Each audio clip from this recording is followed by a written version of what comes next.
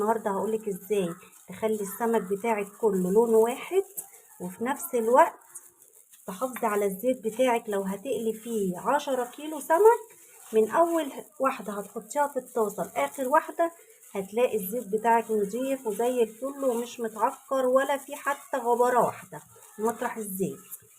يعني احنا طبيعي لما بنقلي السمك على بيت ما بنخلص بنلاقي الزيت اسود خالص كده وغامق. لا، النهارده هنقليه بالميه وهتشوفي بقى الطريقه بتاعتنا هتعجبك ان شاء الله. نحضر كده الحقيق مع بعض بتاع السمك. حطيت توم، انا عندي التوم ده بخزنه في الفريزر من السنه للسنه، هبقى اخزنه معاكم ان شاء الله. حطاه كده في الفريزر، طلعت منه شويه، هبتدي انزل عليه بعصير ليمون، انزل عليه بشويه شطه، شويه كزبره، كمون، شويه ملح. نقلب بقى الخلطة الجبارة دي كده مع بعض، وده كده يبقى ايه حياء السمك جاهز معانا. بقى السمك ونحيقه بيها. السمك بتاعنا اهو نضفناه وغسلناه وحطيناه في ميه وملح وليمون. بلاش خلي يا جماعه مع السمك عشان السمك اصلا لحمه ما بيستحملش. نضفناه كده وخليناه زي القشطه، شايفه؟ نضفيه كده وخليه زي ما انت ما شايفه كده، وتجيبيها تبقى صاحيه كده وصابحه، وتبقى بصي عينيها بتبصلك كده وايه وبتلمع كده وزي الفل. تمام. هنحط بقى الحقيقة بتاعنا كده فيه. لو حابة تفتحيه من هنا كده بالسكينة ماشي، بس انا ما بفتحوش لان هو كده كده حجمه مش كبير قوي، حجمه وسط. نحط بقى الحقيقة بتاعنا كده. النهارده هنحمره بالمية، هنقلي السمك النهارده مية. حطي كده برضو الحقيقة من بره عشان يبقى كله متحيق جوه وبره. هقولك على الاسرار ازاي تطلعي السمك بتاعك ذهبي زي بتاع المحلات اللي بناكله بره كده، بتلاقي اللون كله واحد ذهبي كده. بتبقى طب ازاي ده احنا بنقليه في البيت بيبقى غامق ما بيبقاش زي كده. انا هقولك النهارده سر السماكين اللي بيقلوا السمك محلات بره بيبقوا بيقلوه ازاي وبيعملوا فيه ايه عشان يطلع معانا ذهبي وكله لونه واحد. هنقليه النهارده بالميه بطريقه سهله وبسيطه وان شاء الله هتعجبكم وهتنال اعجابكم. بس لو لسه اول مره تشوفينا وما اشتركتيش في القناه انزلي نورينا واشتركي في القناه.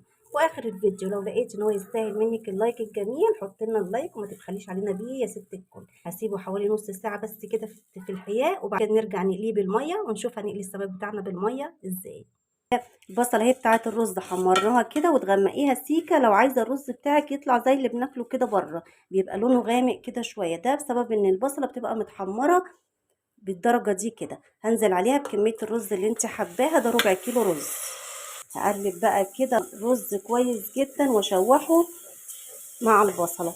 طبعا هنزل عليه بشويه ملح ابيض وهو بيتشوح كده. وادي البتنجان معانا على النار اهو عشان نعمل بيه البابا غنوج. هشوح بقى البصله كده كويس مع الرز. هتلاقي الرز ده لونه اتغير كده وايه وخد درجه لون البصله. بقى كده الرز بقى لونه عامل ازاي، خد الدرجه اهي بتاعه البصله. هيطلع معانا رز ان شاء الله في منتهى الجمال. هحط بقى عليه العقد بتاع الميه بتاعته. ده ربع كيلو رز، يعني كوبايه من دي. كوبايه دي كبيره يا جماعه بتاخد ربع كيلو، فكوبايه الرز هحط عليها كوبايه ميه. هظبط بقى الحياء بتاعه بتاع الملح، واول ما يغلي هوطي عليه واسيبه لغايه ما يستوي. يلا نحضر كده مع بعض السلطه بتاعه البتنجان. قشرنا البتنجان، هبتدي انزل عليه كده بالطحينه.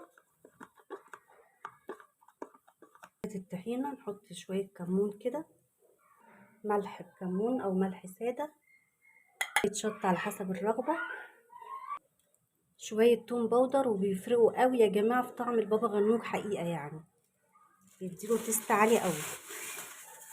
اخر حاجه معانا هنزل عليه بالخل. بقى كله كده مع بعضه. صلصه البابا غنوج كده جهزت معانا، هنسيبها على جنب لغايه ما نخلص باقي السفره بتاعتنا. هنشوف هنحمر السمك بتاعنا ازاي.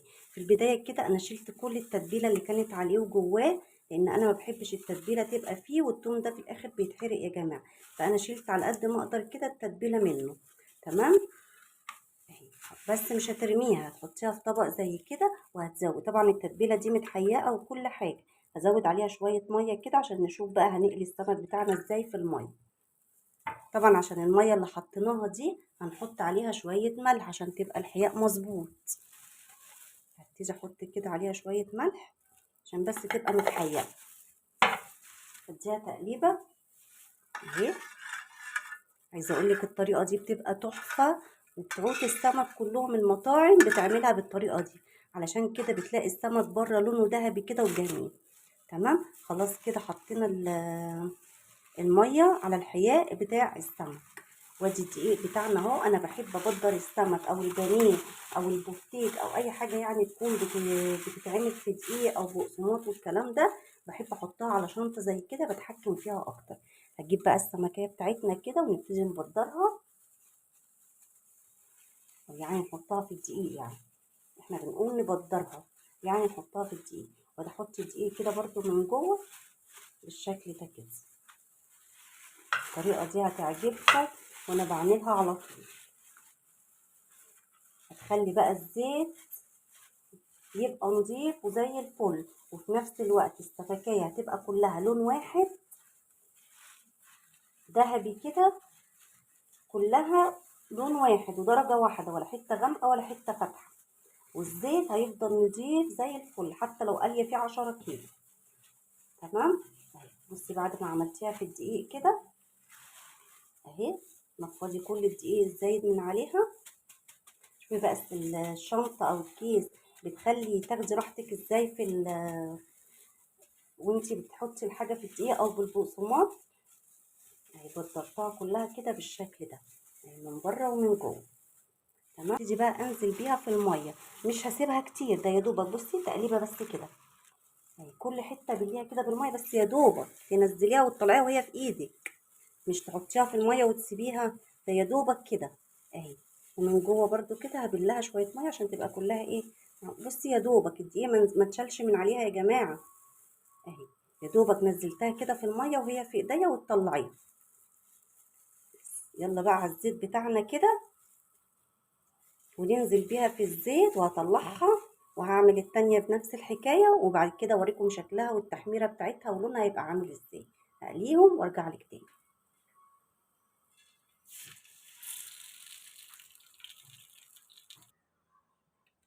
ما شاء الله. بصوا بقى السمك يا جماعة بعد ما اتقلى عامل ازاي. حسيت ان الاضاءة مطلعاه غامق، فحبيت اقرب لكم كده على الشاشة عشان تعرفوا قد ايه هو ذهبي وجميل، بس الاضاءة يا جماعة مش مبيناه. بصي في الطبق تحسيه غامق، لكن هي اضاءة. بصي لونه ذهبي وفي منتهى الجمال، تحفة بجد ومقرمش، يعني ولا طري ولا اي حاجة، ومستوي وزي الفل. بصي في الطبق باين لونه غامق، لكن هو زي ما انا وريتهولك كده فاتح وذهبي ولونه زي الفل. ودي شوية السلطة بتاعتنا، الخضر والجرجير. الرز بتاعنا طالع ما شاء الله عليه مفلفل، واحدة بوحدتها. بصي الرز طالع الواحدة بوحدتها ما شاء الله عليه ومفلفل. طبعا الجرجير، طبعا الليمون مفيش غنى عنه خالص مع السمك. سلطة البابا غنوج اهي اللي احنا عملناها، وشوية الجرجير كده، واكلة سمك كده جميلة بألف هنا وشفا على كل اللي هياكل. يا رب الطريقة بتاعتنا النهاردة تكون عجبتكم واستفدتوا معايا بأي حاجة في الفيديو. لو عجبتك الطريقة ما تنسيش اللايك وتعملي اشتراك في القناة لو لسه مشتركتيش، وتفعلي زر الجرس تخليه على الكل عشان يوصلك مني كل جديد. وانتظروني في فيديو جديد ان شاء الله.